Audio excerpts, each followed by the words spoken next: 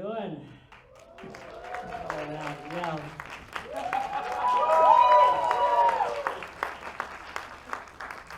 These are two super amazing films, and each of those films get into topics I think are so relevant to the Vietnamese American community, right? Issues of family, issues of generations, issues of conflict, and I have a series of questions for the filmmakers, and also for Ko Hue as well. She's going to be a special panelist on these films, and I thought we could just get started with some introductions. So then each person just introduce yourself, the role in the film, and then we'll get started with Brad then. Oh.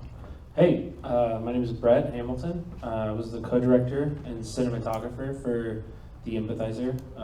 Fred approached me about 2.5, 3 years ago, and had this vision for a film that he wanted to make, and was a first-time filmmaker, so wanted somebody who had some documentary experience and could help technically. And so I went to Fred and I said, let's do this right. It's a great idea, and I can't wait to explore it. And then, as we were shooting the interviews, there was a lot of,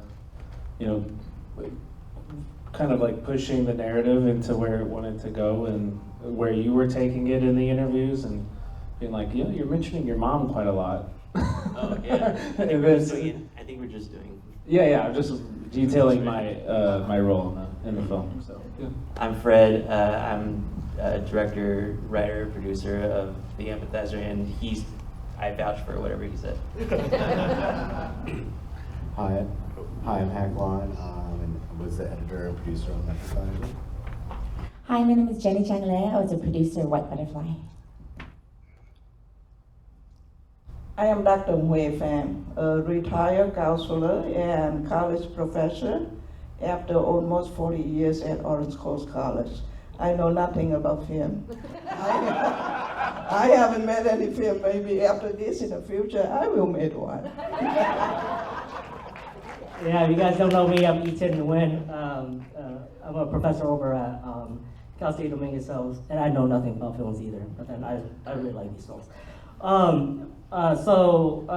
I guess let's start with the White Butterfly. I want to get your take on what was the inspiration behind the White Butterfly. Can you talk a little bit about sort of like the symbolism behind it too? Yeah. Sure. First of all, I wanted to give a shout out to my director, Catherine Wing. She actually is in the Bay Area and couldn't make it down, so I'm representing our film today. So Catherine, her Banoy passed away, and when her Banoy passed away, she remembers like during there was all these like rituals, because she grew up Catholic and her Noi side is Buddhist, and so there's all these Buddhist rituals, and she just remembers like going through that and being really confused, like what is this, and just had that outsider feeling, and so she kind of wanted to carry that theme. She went to NYU. This is, I think it was her thesis film. And so she started to come up with a script, and sort of being an outsider and all these like sort of themes that have carried through. So it's like some biographical, but a lot of non-biographical, obviously. So it started from there, and then just in terms of like being outsider in terms of the language, right? In terms of like being far away from the family. Her own family, actually, she's very close to her family, and she's a really interesting person because her father Kwang is actually a superb violinist, and he used to be in the band for Vung Sun, Vung Sun Entertainment, and I was a stage manager for Vung Sun for like 6 years, like 20 years ago. And so I've actually known her since she was like a kid, but I didn't think, just my friend's daughter, I didn't really think about it. And then, years later, she approached my film company East to be an intern. So that's how I found out about her. So I know her as the intern that I knew her father, and so that's how we, Catherine and I started working together, and so East produced this film, and then, but she's just really, really talented, and it kind of it just a lot of like workshopping and coming up with a script, and that's basically how the idea came out. Yeah, and for the Empathizer, what was the inspiration behind this film? I just, well, I lived in Vietnam without any film aspirations for 3 years, and I just felt a certain way while I was living there, and wanted to speak with similarly minded people who made that kind of leap to go back to the country that their parents fled. And yeah, as you had mentioned, I came up with the idea, and then we just collabed on it, and yeah, it turns out pretty good stuff came out. I sort of want to ask you guys both films, sort of like your process in developing this film in terms of like how was it like to work in Vietnam, you know, do you find any challenges, do you face it, and also this question of going back to Vietnam to film, what kind of opportunities do you see for filmmakers there? In Vietnam, I think Brett's best equipped to answer this question because Brett worked for a YouTube company when I met him. Yeah, so I also lived in Vietnam when the same time that Fred did. We met there in Saigon actually, and I worked as a documentarian out there the entire time. I actually had a film in Viet Film Festival called Jimmy in Saigon like 2 years ago, and so I was a cinematographer for that film as well. And yeah, I love making films in Saigon. I think in general, like the people there are just like so, you know, friendly. Like you know, the things you hear all the time about the country. Like it's a very welcoming place to be creative, I think, and people are, you know, very helpful and in general, like working with the local crew that we hired and you know, doing everything on the ground and getting organized for it was pretty simple, I think. Like, yeah, I didn't feel a lot of like specific challenges, or we didn't have to have like a government minder or anything like that. Yeah, You know? it was super great shooting in Vietnam. I will continue to do creative projects in Vietnam because it's so much easier, in my opinion. It's so affordable. And yeah, I'm not done telling stories in that country, I think. Well, wait. Wait until you see the follow-ups. So I actually lived in Vietnam from 2009 until 2022. So I lived there for 13 years, yeah. And I moved there to do film. So I moved there after I worked on The Rebel in like 2006, which is an action period film by Charlie Whitten. And then when I just came for a visit, and my old producers were like, oh, we're setting up a company, Genfilm Films, would you like to come and be a producer for a year? And then I blinked and it became 13 years. So I definitely relate to that clip in the film about the blink and becomes 4 years. But so I went there for film, and I feel like it was like kind of the right time at the right moment. You know, I came when there was a surge of filmmakers, Vietnamese American filmmakers coming back to make film, and film was on the rise, and both locally and, you know, the diaspora. And so I was learning as the Vietnamese film, you know, community was growing as well. There's definitely a lot of challenges, but in a good way. I think that being a producer in Vietnam, so in my 13 years, I've produced 14 feature films for the Vietnamese market. Thank you. And so you know, when Catherine approached, she's like, I want to do this film in Vietnam. I was like, oh yeah, I got you, don't worry about it. So, but you know, I know, speaking for her, because I've talked to her a lot about her experience, you know. So for Catherine, her Vietnamese is really great, but for her, you know, her biggest challenge was directing in Vietnamese. Because even though she's very fluent, you know, obviously certain vocabulary was really difficult for her. But, you know, we had a good assistant director and like other producers on set that were helping her to translate so she can just really focus. Yeah, I mean, I think that the biggest thing usually with filmmaking in Vietnam is censorship. You know, that's probably a big one. If your film doesn't have much, you know, anything political, then it's not a big deal, you know. And then, you know, obviously heat, you know, physically. And but I think that when people ask me, you know, about the biggest differences, right, in producing in America and Vietnam. I think that producing in Vietnam has made me a better producer because I feel like I can fix anything. Like, and everything has a way to solve itself. You know, like even like in America, there's rules, and then it's like that's the rule, that's it, that's the deadline, that's it. You know, in Vietnam, it's like there are rules, but there's kind of ways around it. You know, like a cousin of somebody, a stepsister, of somebody dated somebody, you went to know with them here. You can make a call. You know, like. So there's kind of like, so it's good and bad, right? So it's good because you can be creative about how you solve the problem, right? But then it's bad because, you know, you have a contract, you're supposed to shoot at this location, suddenly the grandmother in the house is like, I don't want anyone to be here. Sorry, and we're like, well, we already paid. Like, we'll give you back the money. We're like, but we have a contract, but I don't feel like it. You know, like, so there's sort of like those kind of moments that you really have to navigate, right? And another thing is like, you know, rules are great. That's great when there's no rules, and then also that's not great when there aren't any rules, right? And so I would say like one of the things is I always talk about like in America there's so many rules, right? Especially if you're like union, right? How many hours? If you have kids, you gotta have like a teacher. It's only a certain amount of hours, whatever. In Vietnam, there aren't really rules, but as a producer, you just have to figure out what kind of producer you are, right? So for me, I try to be a very moral and ethical producer, you know, and even though I know I can like work these people to death, but I won't, right? And you know, and I'm like, oh, the kids need a break and some water, you know, like they need a nap, you know, like so it's. I think that when I talk to younger generations of producers, I'm always like very.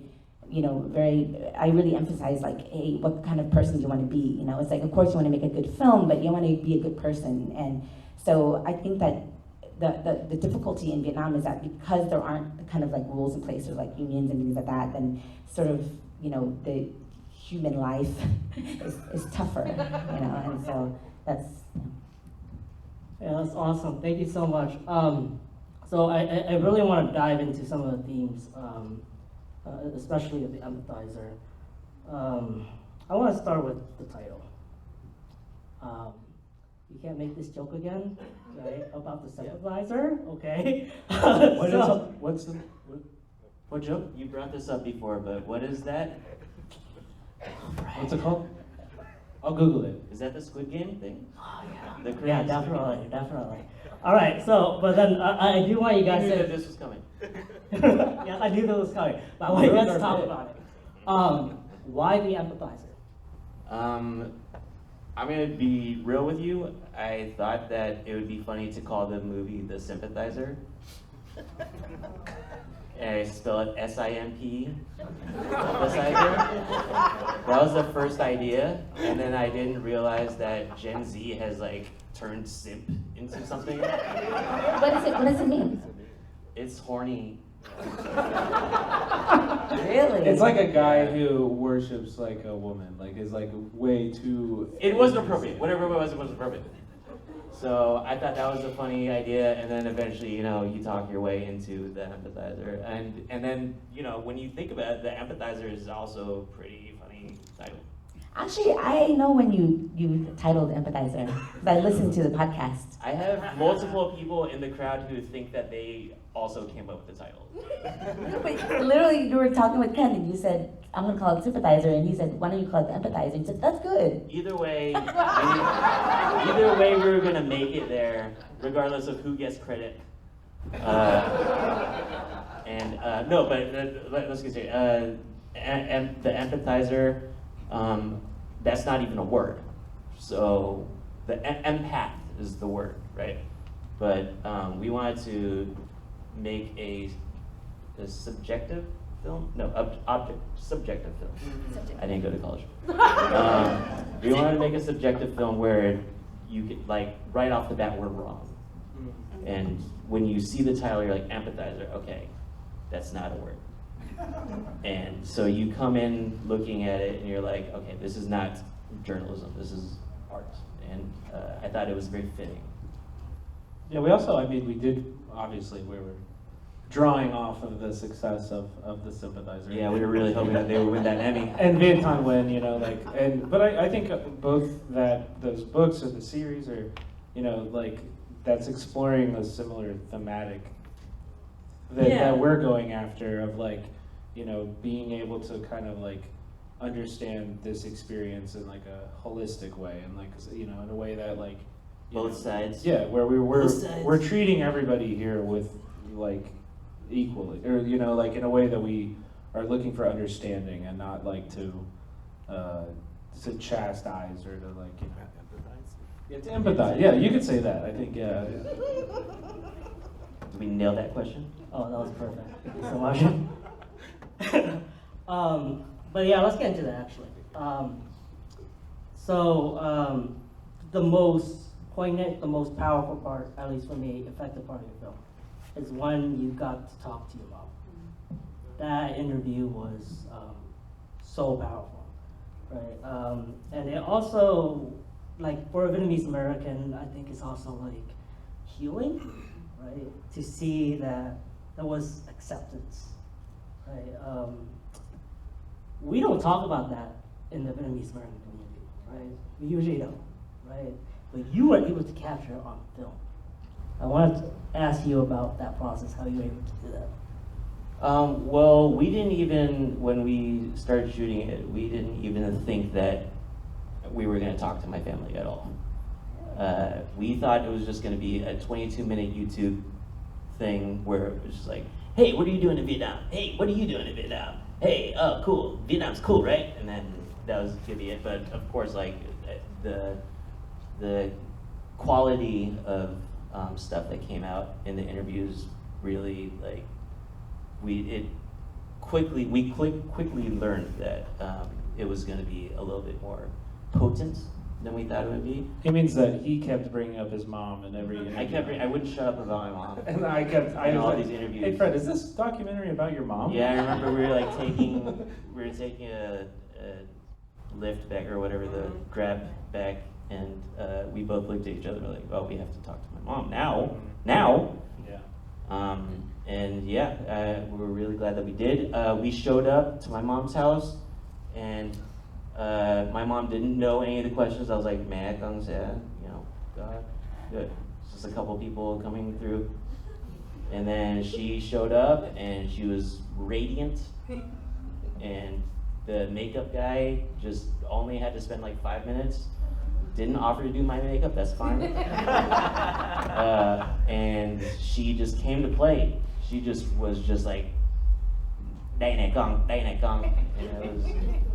And we lucked out. We didn't luck out because that's mom, but yeah. Can you remember what we like the suspense of like us thinking of what would that interview be like before it happened? I thought that we were gonna, because sometimes when I go into an interview and I can sense that the person is a little bit hyper aware of the cameras, I just like talk to them and you know, share a little bit about my personal life, just so that their like guard is down a little bit.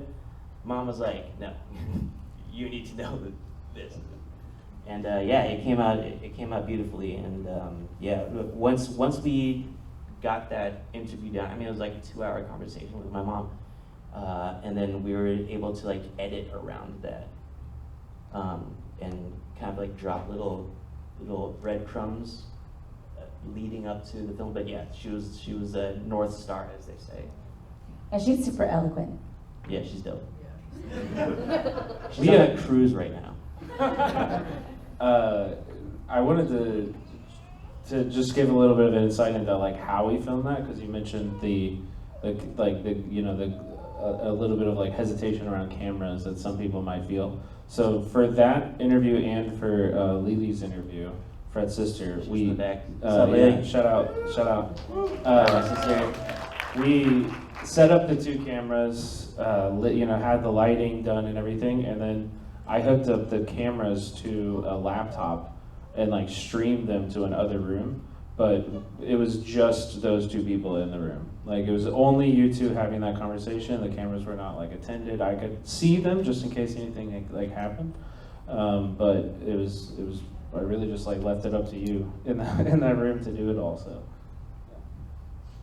Yeah, I mean, that's so amazing that, she was, like, she sounded like my mom, it's like, so then it's like, I think when you grow up as Vietnamese American, you know these things, you hear this stuff all the time, right? and then seeing it, another person talk about it in such somber tones, and you know, it's different. You know, I mean, those are some reactions I have, but I want to get some reactions from Jenny and Ko as well. What were your reactions to the film? Oh, hello. Now you talk about your generation. Now it is my time to talk about my generation. Okay, let's play like I'm your mom. Okay, you talk really funny, but I think your film is very serious. Okay, empathy is the very first condition to become a therapist or to become a counselor. So my career is a counselor all my life, an educator. So when I heard about the film, The Empathizer, I jumped into the opportunity when Isa invited me to view the film and to see if I want to talk about that. So empathy generally to describe as the way to be able to understand, to share with other people how they feel in their way, not your way. And so therefore empathy here I see as an opportunity, as an open door for the parents to understand the children. And the children also to be able to come into that door and understand the parents. Your generation have the opportunity to do many things that you want, but I also admire many of you to look back and to find the root and to go back to your country. The song was very, very powerful. Vietnam, where are you? I want to come to see you. And so that brought tears to my eyes when I heard that song in that film. And so if I have to speak of the theme, does it go with the film? Yes, it does. I really see the communication, the conversation between the two generations. I admire many of the young people to go back to Vietnam and to be able to help the country, Because many of us, including your mom, said, yes, I love Vietnam. Vietnam is still in my heart. So therefore, you can go back and to help. But be careful. I would tell my children the same way. You explore the opportunity, but watch out, because you have no protection. And because the communist government not going to provide you the security if anything happened to you. And so you will have to be careful.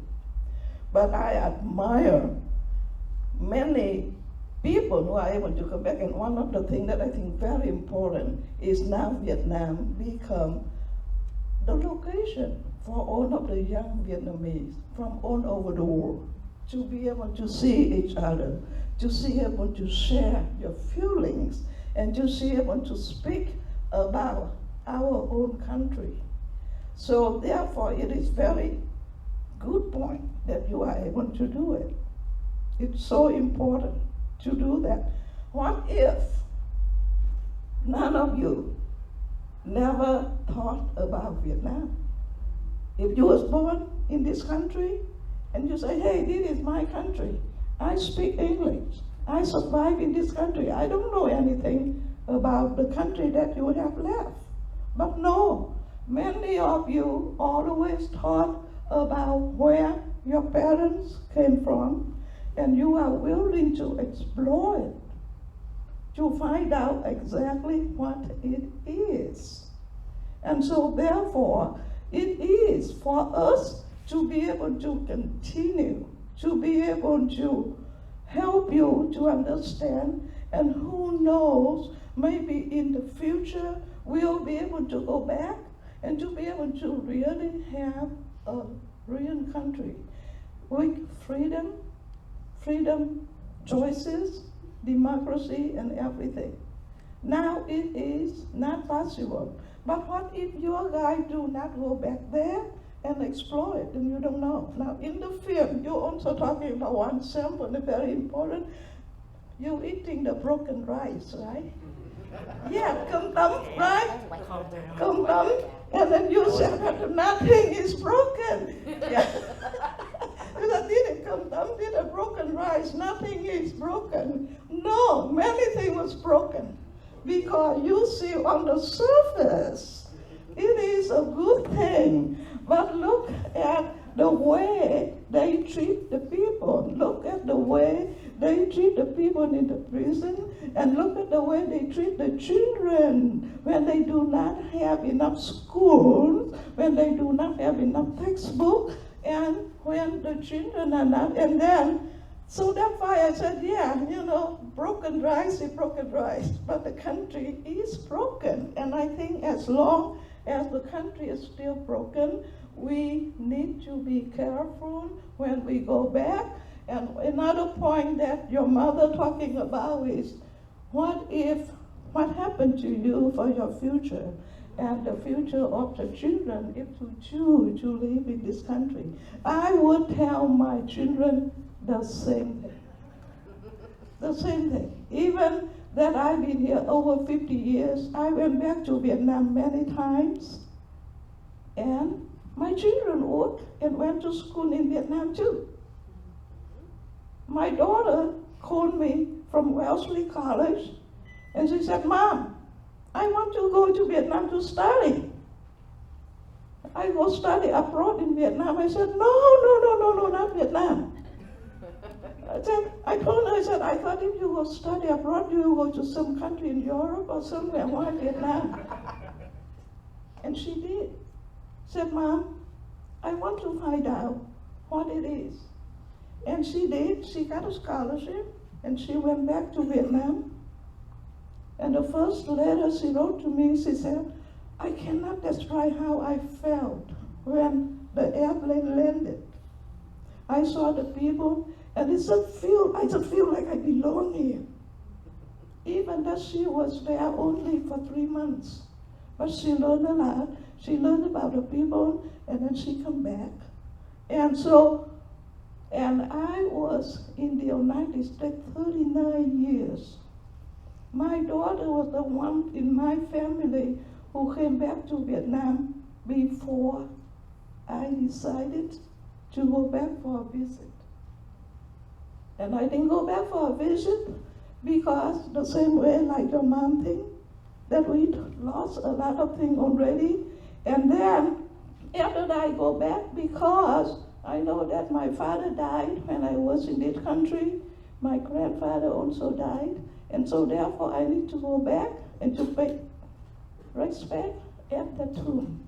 So therefore I came back.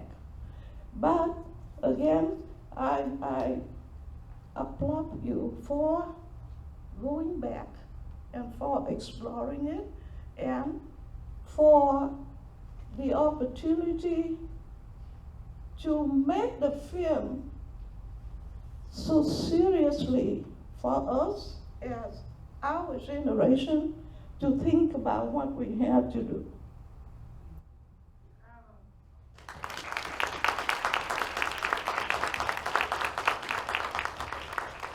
So we have to think about what we have to do with our children and with our own country from your film. Thank you. Thank you. Thank you. Go ahead. Yeah, I think go ahead. You know, hit it on the nose. You know, you made a hilarious film about a serious thing.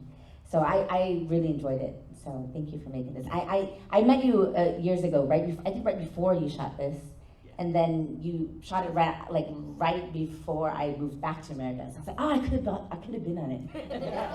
But I was like, you should interview me, Fred. That's my first thought. Yeah. No. So, but I think that one thing that I learned, you know, living in Vietnam for so long and also watching this film is that our Vietnamese identity is very complex, you know, and I think that, you know, for my own journey, I went through many, you know, identity crises it's interesting because growing up as Vietnamese American, you meet like Vietnamese Canadian and Vietnamese French, and that's pretty much it, you know. And then when I moved to Vietnam, I was like, oh my God, there's Vietnamese from freaking everywhere the boats landed. There's like Vietnamese people, you know, and then some, right? And I really like the part when you had the Viet Germans because because what I learned was like, you know, I met Vietnamese from like Belgium, Vietnamese from Spain, you know, like. And when I met the Vietnamese Germans and Vietnamese like Czech Republics, you know, like they most of the Vietnamese diaspora, maybe like 90-something% are refugees, right? But the ones from Germany and Czech Republic and like Russia and stuff, like they just came over their parents came over as laborers, you know, things like that. So they're just like normal commies. Like they're actually just not, you know, it's really interesting. That's why they're not mad. I don't understand. We are happy people. So I was like, oh, so that's so interesting. You're just not growing up with that trauma at all. You're just growing up with the lighter trauma of just looking different, you know. So it's really interesting, and I think that you kind of, you know, you touch upon it a little bit in the film, but yeah, no, the expat community is very, especially the Vietnamese expat community, right? And then there's the foreign expat community. You know, like yourself, Brett, and I'm surprised we never met. But anyway, so you know, I just think that it's more and more intricate, and I think that the more stories we tell, like the more we can understand about the diaspora and about just ourselves, you know. And so I think that this is my first time viewing it. I wanted to wait for like the audience, and I've heard the subtitles are fucked up. Yeah. Sorry,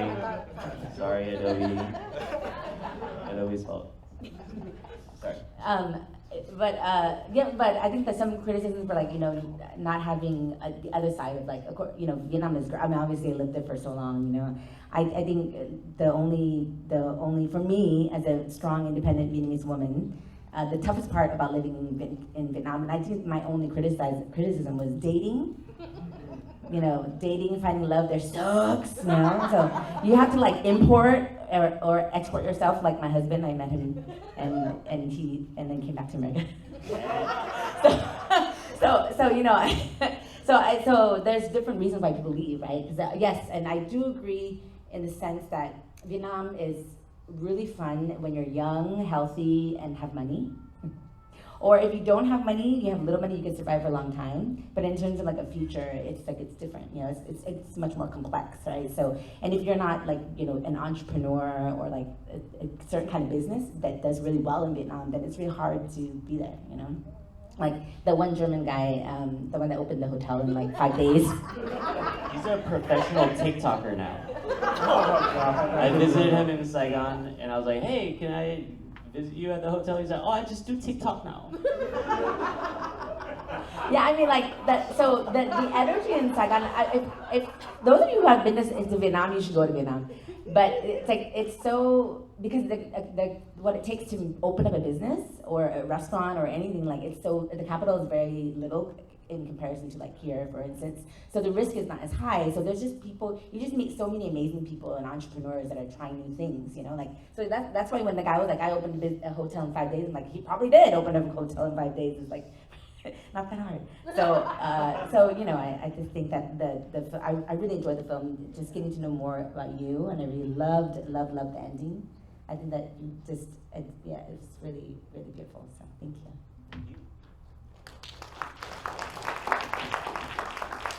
So before we open up to audience Q&A, Hawk, you've been sort of silent, and so I mean, I got a question too.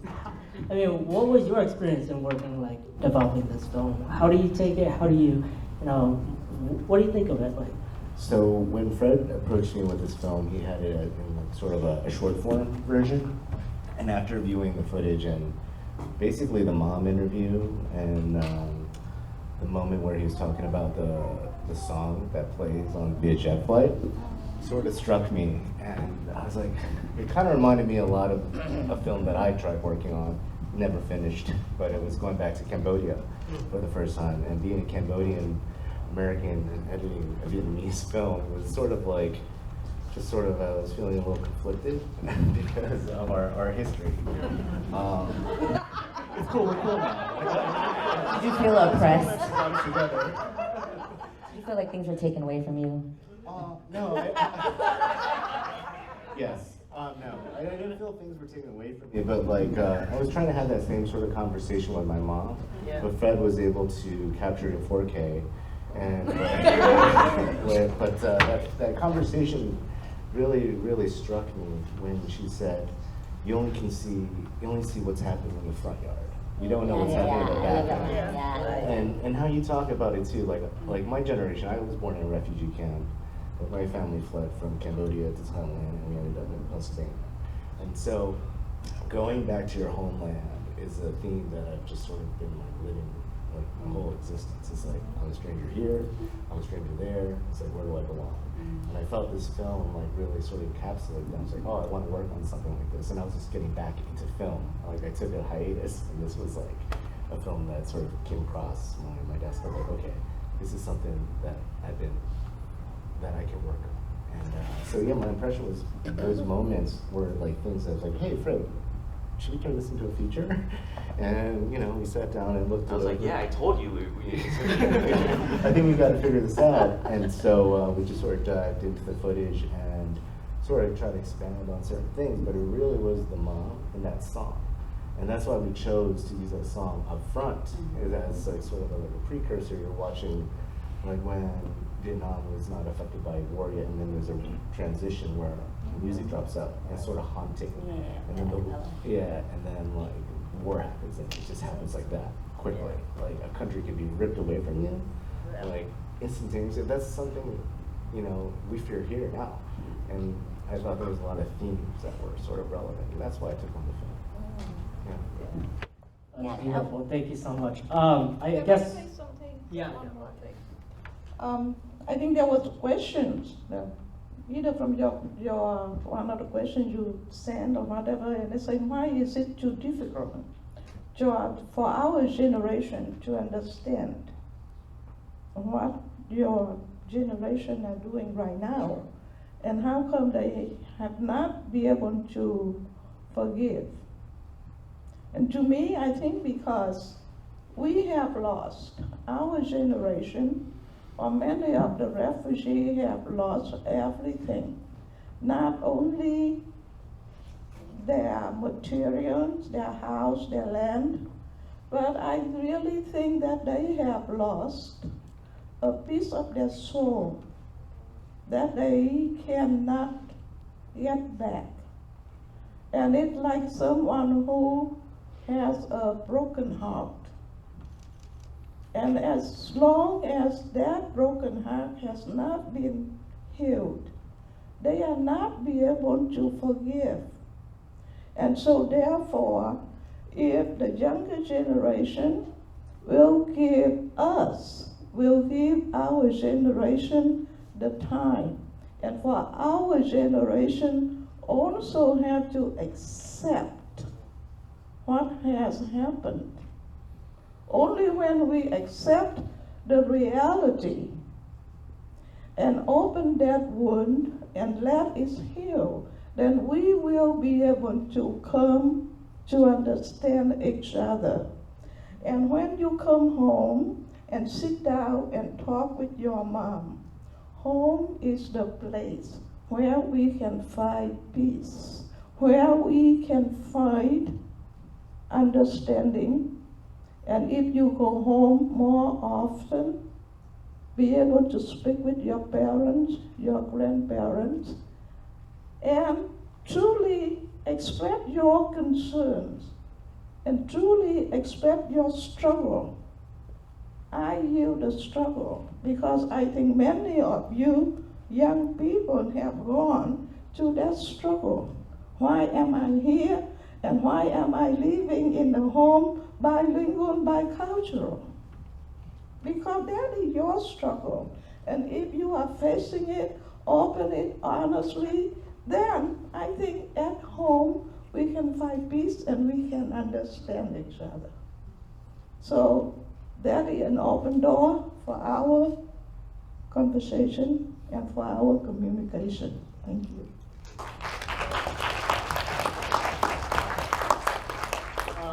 We'll open up the floor for Q&A. I think we got someone over there.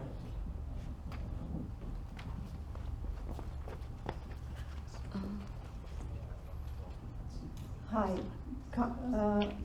I'm Armenian. Congratulations, I went to Vietnam in 2007. And this universal themes, I can identify the Armenian genocide, going back to Turkey, I've been there, which was like shameful. Beautiful, beautiful story. Thank you to giving voice to immigrants. Did you have a plan, like Fred, did you have a plot line, or it was changed, improvised, or you decided everything? We just thought it was going to be a breezy little "what are you doing in Vietnam" kind of deal that maybe would live on YouTube, maybe do some film festivals, and that would just be like a first project for us. But yeah, like I said, I wouldn't shut up about my mom, and so we just were like, yeah, we gotta talk to mom about this, and then she was the target of everything, and fortunately she was available, so we booked her, and that was the whole that was the. To answer your question, we did not have a structure until like maybe 3/4 of the way through shooting it. Yeah, we started, Fred's like initial idea was essentially like a series of interviews with the people that that group of people, and so, it began as just that. We thought it might be a short film. We went into production knowing what we wanted to capture and the conversations we wanted to have, but not really knowing the structure of what the film would be or what the story was. And so I think every good documentary, like you should like learn things as you're making it. Like that's what I love about documentaries. Yeah, if you know the film you're gonna make when you're starting a documentary, I feel like you're missing something a little bit, and hopefully you're open to like learning that, because like we definitely did not have this whole complete film in our heads when we first pushed record on the cameras. It was changing up until weeks ago, even, like things were being shifted around and moved and stuff like that. So subtitles were getting doubled up.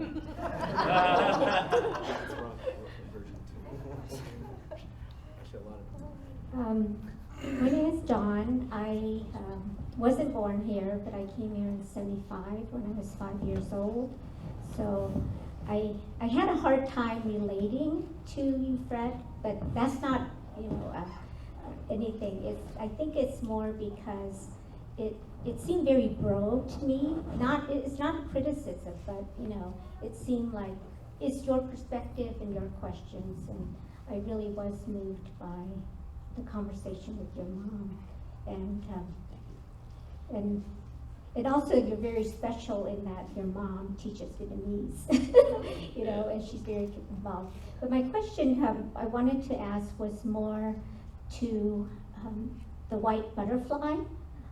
I'm so impressed by the acting, and I'm not sure, and I've really seen a lot of good acting from kids to my great-grandparents' age, and I wonder what it's like, and how did you go about finding these actors? Were they born and raised in Vietnam? A lot of them were Northern, I noticed, the dialect. So that was my first question. How did you go about finding such great actors and actresses? And then the second one is, as a woman working in film in Vietnam, I've only been to Vietnam twice. I went right after it was normalized in 2005, and then I went back 5 years ago to bury my mom, and I was treated really badly by the government and by the, doing paperwork and all that. So I know the other side, and plus I'm a history major, so I kind of always, my little thesis was the Cambodian genocide. So I always kind of pay attention to, communist government and what had happened. So those were my two questions. Did you feel you had the, you know, given the opportunities as, and what about if you were a male Viet Kieu, you know, how that might be different. Or, you know, being able to teach in Vietnam a long time ago, you couldn't be Vietnamese, have Viet Kieu. They'd rather have someone who is white and blonde or Caucasian to teach English, even though you're English or you're English major. So, I mean, what kind of, I don't know about prejudice, but, you know, what did you face? And is it what I'm thinking it was or is? Well, first of all, thank you for your question. Very thoughtful. I'll start with the first question about casting. So it was always going to be set in the north. Catherine's family is from the north, so I think it's just what she's familiar with. So we were definitely wanted to find actors that were northern. There was only one actor that was flown in from the U.S., which is the lead actress, Judy. She's actually Korean. She's not Vietnamese. Ooh. I know. But actually, you know, her father is actually a really famous South Korean actor who was the father in Parasite. Yeah, I know. I'm 1 degree away. So Judy actually went to NYU with Catherine, so they're very close friends. So that's how and then she, you know, Catherine just like coached her like every day in her Vietnamese, and the character is supposed to be somebody, and they don't really talk about it, but you can also say that the father was Korean. You don't know, right? So that's why they, on purpose, we never really said anything that specific about the father, just that he went to America and never came back, right? But anyway, so she was a really great actress, and they're like best friends, so they really wanted to do this project together. And I think her Vietnamese is really amazing, actually, especially a little better than some Vietnamese American actors. I'm not gonna name names, but you know. And then the other actresses were actually very famous actors. So Cô Quỳnh Như, who plays the aunt, is actually like super duper like si Utu, like, you know, old school actress. And then Ko Min Jang is actually a really, really amazing actress, and I've worked with her on a lot of films. So we just for the older actors, we were just, you know, thinking who would fit, and then we didn't necessarily audition. For the friend who is, you know, amazing and beautiful and also a great actress, we just auditioned. So we lucked out with somebody who was really good, had the great spirit of the V, and then also was very fluent in English and Vietnamese. So, but yeah, there's a lot of talent in Vietnam, so it's really about both casting and also seeing what is out there. In terms of being a woman, I think that, yes, definitely it's still a man's world. That's partly why it's hard to date anybody there, you know what I'm saying? Because, you know, okay, let me just give you an example. So, it's like this. Even when a man comes to Vietnam, let's say Fred or somebody, and they're coming from the West, where it's like, oh yeah, women are equal, you know, wow, women are great, you know, and they come to Vietnam, and then everyone's like, oh, you're a man, you're the king. And you're like, oh, no, I'm not the king. No, I'm not the king. We're equal. And they're like, but you're the king. Like, no, I am not the king. I'm just a man. No, you're the king. And then finally, after a while, it's like, I am the king. And then, you know what? They're ruined. So that's, you know, that's kind of the mentality. That's how it is. What apps do you find those on? No, yeah, so, I mean, so many... But professionally, actually, in film, I didn't find being a woman to be a negative thing, actually. I think that there's, I think everywhere in the world, but especially in Vietnam, there's much more like male directors than female directors. And a lot of producers, I would say majority producers in Vietnam are women. And actually the major film companies, they're headed by women. And a lot of companies are headed by women. So it's like the outward facing might be a man, but the real power is a woman. So, again, not in love, just business. So yeah, so I would say that like for me, I had a really good experience. But with the paperwork, yes, paperwork in Vietnam, crappy. Like anything with the government, crappy. Good luck with anything that you have to do with paperwork. All right, guys, I think we're timed, but I want to thank all the panelists. I think, Thank you. you know, the questions that I posed, but then your answers were just so powerful, so profound. Thank you, Kuwait.